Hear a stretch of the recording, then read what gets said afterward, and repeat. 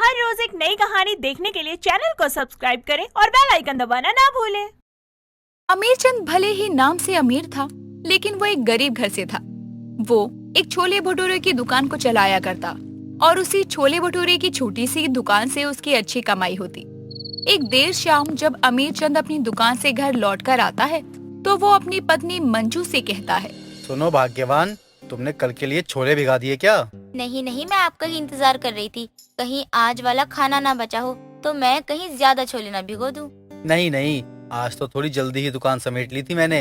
अब सोच रहा हूँ दुकान पर तुम्हें भी हाथ बटाने के लिए रख लूँ। हाँ, ये भी सही है। आपसे अकेले से होता भी तो नहीं होगा ना। हाँ बहू, जब इसके ग्राहक बढ़ रहे हैं तो एक आदमी तो चाहिए होगा ना इसकी मदद के लिए। हाँ, माँ सही कह रही है। और अब कल से तुम मेरे साथ ही दुकान पर चलोगी। माँ घर का सारा काम देख लेंगी। अमीरचंद अपनी पत्नी मंजू के साथ अब अपने छोले भटूरे की दुकान पर रहने लगा और ऐसे ही समय बीतता रहा और अमीरचंद के स्वादिष्ट छोले भटूरे की दुकान पर ग्राहकों की भीड़ इकट्ठा होने लगी, जिसके लिए अमीरचंद ने एक और लड़का रखा जिसका नाम राजू था। मालिक, आप बुरा ना माने तो आपसे हम एक बात पूछें। हाँ हाँ, क्यों नहीं, पूछ क्या बात है। मालिक, आपके सामने जो छोले भटूरे की दुकान वाला है ना, उस पे क्यों नहीं जाते हैं लोग? अरे मैं तो जब से आया हूँ ना, तब से उसको सिर्फ मक्खियाँ मारते हुए देखता हूँ। अरे ये ज्यादा ही डेढ़ शाना बनता था। छोले भटूरे में ना जाने क्या ही मिलावट करता था। तब से इसकी दुकान मंदी हो गई है। और राजू भला इनके छोले भटूरे की दुकान के सामने दूसरा कोई टिक भी सकता है क्या? ये भी है मालकिन, मालिक के हाथों का छोला भटूरा ना वाकई बहुत ही टेस्टी होता है। कैसे बनाते हो?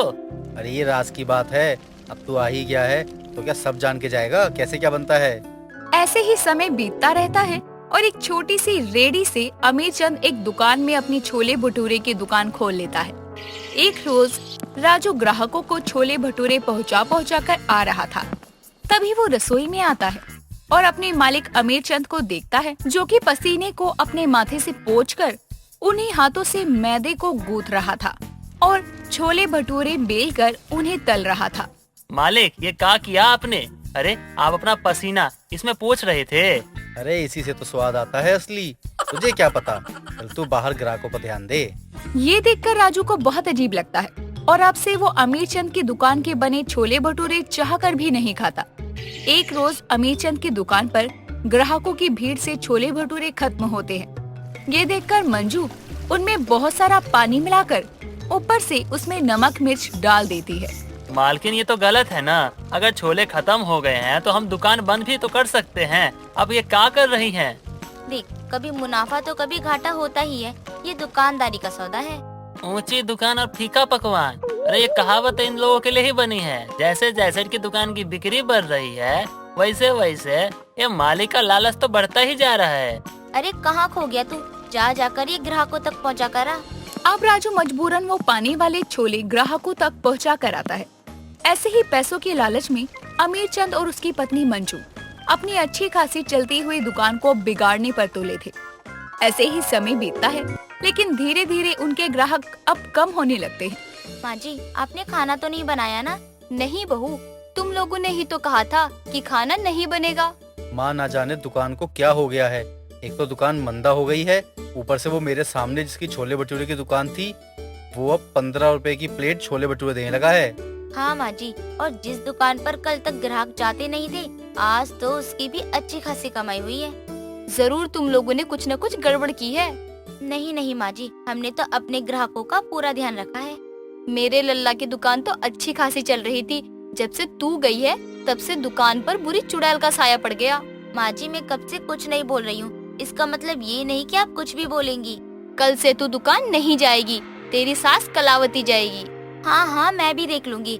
आपके जाने से कौन सा मेरा मर्द अंबानी बन जाएगा। सास बहू में छोले भटूरे की दुकान को लेकर खूब झगड़ा होता है, लेकिन अगले दिन से मंजू की जगह कलावती दुकान पर जाती है तो देखती है कि दुकान में बहुत गंदगी है और खुद अमीरचंद भी साफ से कपड़ों में खाना नहीं बना रहा। राजू, पहले तो तू दुकान को अच्छे से साफ कर, और अमीरचंद, तू ये फटे और गंदे कपड़े खोल। इतनी गंदगी में कौन आएगा तेरी दुकान पर? अम्मा, आपको पता है मालकिन कभी भी दुकान में पोछा नहीं लगाने देती है और इधर आकर तो छोले में पानी मिला दिया करती थी। ये तो कुछ भी नहीं है। भटूरे में पानी से ज्यादा मालिक का पसीना होता है जी।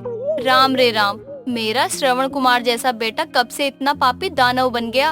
अम्मा मैं तो आपसे यही कहूँगा कि आप अपनी दुकान को बचा सकती हो तो बचा लो डूबने से, वरना आपके होशियार बेटे ना डूबो कर ही रहेंगे। अभी मैं इसकी खबर लेती हूँ, ये इतना कैसे गिर सकता है पैसों के लिए। अरे अम्मा अभी लड़ने झगड़ने का समय नहीं है। सामने देखो, सामने कैसा आपका बेटा होशियारी कर रहा है, वो फायदा उठा रहा है जी। कलावती को इस बात का सबसे ज्यादा दुख होता है कि उसके बेटे की नादानियां और चालाकियों की वजह से उसकी अच्छी खासी छोले भटूरे की दुकान बंद होने की कगार पर आ चुकी है। माँ ये क्या कर रही है आप? 2 को लाइए और तीसरा फ्री खाकर जाइए। तेरे किए कराए पर पानी फेर रही हूँ, दिखता नहीं है क्या तुझे? अरे माँ इसमें आपको पता भी है हमें कितना लॉस होगा। ग्राहक ना आए सही है, लेकिन इतना नुकसान नहीं झेल पाएंगे हम। तू चुप कर और जाकर भटूरे बना। 2-4 ही ग्राहक हैं, उनके लिए बाकी का काम मुझ पर छोड़ दे। कलावती का ये आइडिया क्या रंग लाने वाला है या नहीं, ये तो आगे चलकर ही पता चलता। अब इधर अमीर चंद अपने काम में लगा होता है और उधर कलावती अपनी सामने वाली दुकान से थोड़ा दूर से ही चिल्लाती है, 2 को साथ लाओ, एक मुफ्त खा कर जाओ, मात्र 20 रुपए में गर्मा गर्म छोले भटूरे। राजू ये माँ ही है ना? और नहीं तो क्या, अम्मा ही है, आपके किए पापों को धो रही हैं। चुप कर तू। माँ भी ना, आखिर माँ किसकी है? अब कलावती के काफी शोर मचाने और चिल्लाने के बाद सामने वाली दुकान पर आ रहे ग्राहक अमीर चंद की दुकान पर आने लगते हैं और अमीर चंद भी ऐसा टेस्टी छोले भटूरे बनाता है कि खाने वाला बस हाथ चाटता ही रह जाए। अरे क्या छोले भटूरे बनाए हैं अमीर चंद जी, भगवान झूठ ना बुलाए, खा कर तो मजा आ गया। वैसे भाई साहब सच कहूँ तो कल मैंने आपको सामने वाली दुकान पर देखा था, बहुत बुरा लगा मुझे। अरे भाई साहब भगवान झूठ ना बुलाए, वो तो आजकल आपकी दुकान में स्वाद नहीं आता है, बस इसीलिए स्वाद लेने के लिए सामने वाली दुकान पे गए थे। असली मजा तो छोले भटूरे में है जिसमें स्वाद है। वो थोड़ा हो जाता है कभी कभी भाई साहब, बाकी ऐसे ही आते रहिएगा। ये सब देखकर कलावती को अच्छा लगता है क्योंकि उसके होशियार बेटे ने तो पूरी दुकान ही बंद करवाने का मन बना लिया था। और बहू, क्या हाल चल रहे हैं तेरे? घर के काम करके थक तो नहीं गई? मैं तो अच्छी हूँ, आप बताओ आपकी कमर तो ठीक है ना? कहीं ज्यादा काम तो नहीं कर लिया ना आज? काम तो किया, लेकिन मन से। किसी के छोले में पानी नहीं मिलाया, मैदे में आटा नहीं मिलाया। क्या मतलब माँ जी, आप कहना क्या चाहती हो? यही कि ईमानदारी से काम करके आ रही हूँ, कोई होशियारी नहीं दिखाई मैंने दुकान पर। माँ इसमें मंजू की नहीं मेरी गलती है, मैं ही पैसों के पीछे भागने लगा था। याद रखना, कभी भी पैसे होशियारी से नहीं बल्कि ईमानदारी से कमाए जाते हैं। देर से ही सही, लेकिन अमीर चंद को अकल आ जाती है और वो होशियारी से जो कर रहा था वो अब वक्त आने पर उसी पर भारी पड़ गया। पिंकी बाजार से बुढ़िया के बाल खाते हुए घर के पास आती है और अपने घर में घुसने से पहले खुद से बोलती है, मैं इस बुढ़िया के बाल को जल्दी से खा जाती हूँ, नहीं तो मेरी माँ मुझे खा जाएगी। इस तरह अब पिंकी जल्दी से बुढ़िया के बाल खाती है और घर में जाती है, जहाँ उसकी माँ उसके गालों पर लगे गुलाबी निशान देखकर बोलती है, तू नहीं सुधरेगी ना? अरे मम्मी क्या हो गया, अब मैंने क्या कर दिया? आहा, शरीफ तो इतनी बन रही है जैसे खुद को कुछ नहीं पता। ओफो मम्मी, जब बताओगी तभी तो पता चलेगा ना। बाहर बाजार से क्या खाकर आई है? वो मम्मी कुछ नहीं, मैंने कहाँ कुछ खाया। अच्छा जी, सबूत दिखाऊं क्या? इतना बोलने के साथ ही शीला अब पिंकी के गालों से वो गुलाबी बाल हटाकर उसको दिखाती है और कहती है, तो पिंकी अब क्या कहना चाहोगी तुम? मम्मी वो मैंने बस यूं ही खा लिए। मैं तो तुझसे बहुत ज्यादा परेशान हो चुकी हूँ। तू इतनी बड़ी हो गई है लेकिन अकल बच्चों वाली ही है। हाँ तो मैं भी बच्ची ही हूँ। शीला आगे उसको कुछ बोलती कि तभी वो अपने कमरे में चली जाती है और उसको ऐसे देख शीला खुद से कहती है, हे भगवान, क्या करूँ मैं इसका? इस तरह अब शीला भी अपने कमरे में चली जाती है और शाम को जब पिंकी के पिताजी आते हैं तब शीला निरंजन से कहती है, अजी सुनते हो, मैं तो कहती हूँ कि हमें अपनी बेटी के हाथ पीले कर देने चाहिए। हाँ सोच तो मैं भी यही रहा हूँ कि पिंकी के हाथों को पीला कर दो। हमारी लड़की अब बड़ी हो रही है और आजकल का जमाना तो वैसे ही बहुत खराब है ना।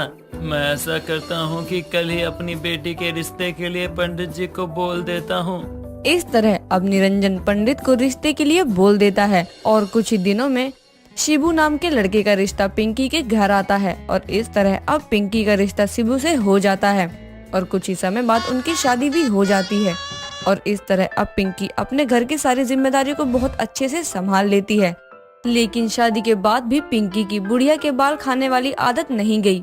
ऐसे ही एक दिन पिंकी अपनी सास नीतू, पति शिबू और कुछ पड़ोसियों के साथ मेले में जाती है, जहाँ एक पड़ोसन पिंकी से कहती है, अरे ओ शिबू की दुल्हनिया, क्या खाओगी तुम? आज तो तुम्हारा दूल्हा सब कुछ लाएगा तुम्हारे लिए।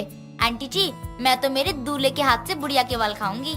उसकी ये बात सुनकर सभी पिंकी का मुंह देखने लगते हैं और उसकी ये बात सुनकर सभी अब ठहाके मार मार कर हंसने लगते हैं। ये देख पिंकी बोलती है, आप सभी हंस क्यों रहे हैं? अरे बहू, ये बच्चों की तरह बातें क्या कर रही है? अरे अभी इस वक्त बुढ़िया के बाल कौन खाता है? मैं खाती हूँ आंटी जी। शिबू जी प्लीज मेरे लिए बुढ़िया के बाल ले आओ ना।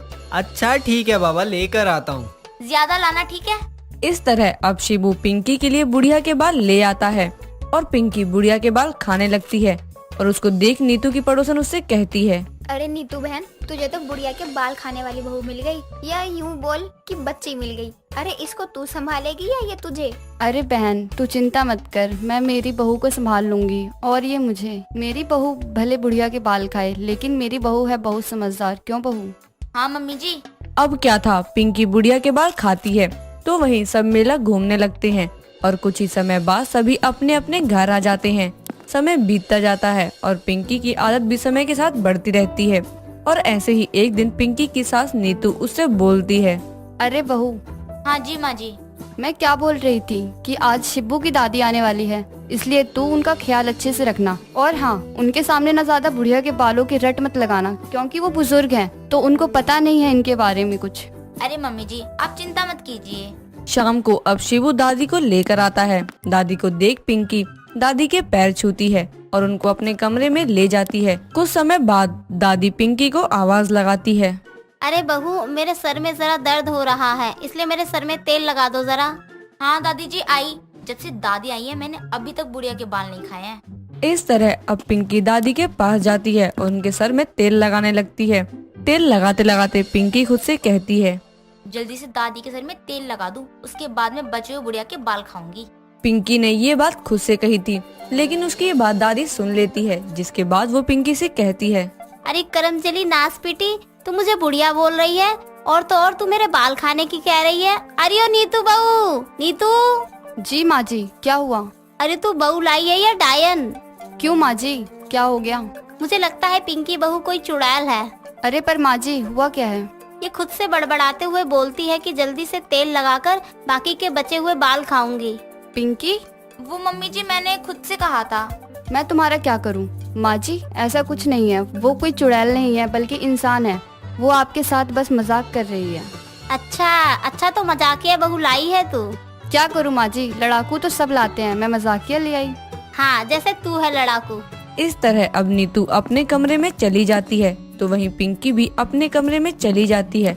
लेकिन दादी के दिमाग में वही बालों वाली बात चल रही थी और दादी खुद से कहती है, जरूर कुछ ना कुछ गड़बड़ है। ये पिंकी बहू मुझे चुड़ैल लग रही है, मुझे इसके पैरों को चेक करना पड़ेगा। इस तरह अब रात हो जाती है तो वहीं अब सब खाना खाकर अपने कमरे में चले जाते हैं। साथ ही अब पिंकी भी अपनी दादी के कमरे में जाती है और वो दादी को कंधे से बाल सुलझाते हुए देख कहती है, अरे दादी, आप बाल क्यों काट रही थी? मुझे बोल दिया होता, मैं आपके बालों को झाड़ देती। अब रहने दे बहू, अपने बालों को तो मैंने खुद ही काट लिया। दादी जी लाइए, आपके बाल जो टूटे हैं उसे मैं बाहर फेंक देती हूँ। अगर मैंने इसको दिया तो ये मेरे बालों को खा जाएगी। नहीं, मैं अपने बाल उसको नहीं दूंगी। दादी जी, क्या सोच रही हैं आप? बहू तू जा, मैं फेंक दूंगी अपने बाल। ठीक है दादी जी। अब क्या था, पिंकी अपने कमरे में जाने लगती है कि तभी दादी नीचे झुककर उसके पैरों को देखने लगती है कि तभी दादी झुकते झुकते इतना झुक जाती है कि वो नीचे गिर जाती है। गिरने की आवाज सुनकर पिंकी पीछे पलटती है और साथ ही शिबू और नीतू भी दौड़ते हुए कमरे में आते हैं, जहां वो देखते हैं कि दादी गिरी हुई थी। ये देख नीतू अपनी सास से बोलती है, अरे माँ जी, आप नीचे क्यों सो रही हैं? अरे करमजली कहीं की, मैं नीचे क्यों सोऊंगी? तो आप नीचे क्या कर रही हैं? हाय मेरी कमर, मैं गिर गई रे। गिर गई? लेकिन कैसे? नीतू बहू, ये जो तेरी बहू है ना, पिंकी बहू चुड़ैल है, चुड़ैल। आज भी मुझसे बाल मांग रही थी और मुझसे कहती है कि माँ जी मैं आपके बाल फेंक देती हूँ। उसकी बातें सुन शिवू कहता है, अरे दादी, वो कोई चुड़ैल नहीं है, आपकी बहू है। अरे नहीं बेटा, तू उसके पैर देख, मैं बोल रही हूँ ना वो चुड़ैल है। ठीक है, मैं उसके पैर देखता हूँ। अब क्या था, शिबू पैरों पर से पिंकी की साड़ी हटाकर देखता है तो पिंकी के पैर तो सीधे थे। ये देख शिबू कहता है, देख लिया ना दादी जी, यकीन हो गया ना कि ये चुड़ैल नहीं है। लेकिन ये क्यों कहती है कि इसको बुढ़िया के बाल खाने हैं?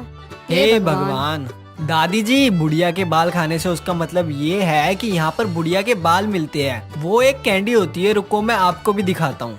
फिर क्या था, शिबू बाजार जाता है और ढूंढकर ढेर सारे बुढ़िया के बाल खरीदकर वापस से घर आकर सबको बुलाता है। उसकी दादी, माँ नीतू और पत्नी पिंकी सब नीचे आते हैं और दादी के हाथ में बुढ़िया के बाल देकर शिबू बोलता है, दादी जी देखो, ये होते बुढ़िया के बाल। पिंकी बुढ़िया के बाल खाएगी, इसका मतलब वो इसको खाएगी। अच्छा, ये होता है बुढ़िया के बाल? जी हाँ, ये होता है। तो हमारी बहू बुढ़िया के बाल खाने वाली बहू है। दादी की ये बात सुनकर सभी हंसने लगते हैं। फिर सब प्यार से रहने लगते हैं। कुछ समय बाद दादी अपने गांव चली जाती है, पर उसे हमेशा याद रहता है कि उसकी शिबू की बहू बुढ़िया के बाल खाने वाली बहू है। दोस्तों, अगर आपको ये कहानी पसंद आई तो इसे लाइक करें, शेयर करें और कमेंट करके बताएं कि कहानी में आपको सबसे अच्छा क्या लगा।